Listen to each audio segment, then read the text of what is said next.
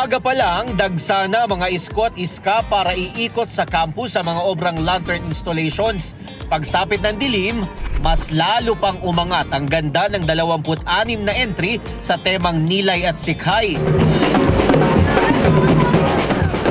Kanya-kanya ang interpretasyon, kanya-kanya ang mensaheng baon, sabay sa saliw ng saya at tugtugan ng mga kalahok ala street party.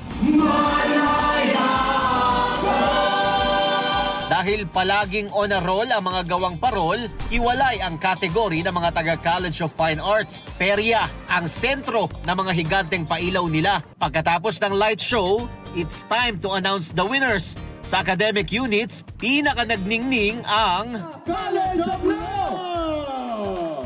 wagi ang parol nila ng Lady Justice na nakakadena sa iba't ibang issue ng Pilipinas. Pumangalawa ang College of Engineering at sinundan ng Asian Center. Sa College of Fine Arts Competition, worth it naman ang pagsugal ng mga taga FA14V. Nag-chuchu papuntang first place ang kanilang horror train. Ito ang unang balita, Jomer Apresto para sa GMA Integrated News.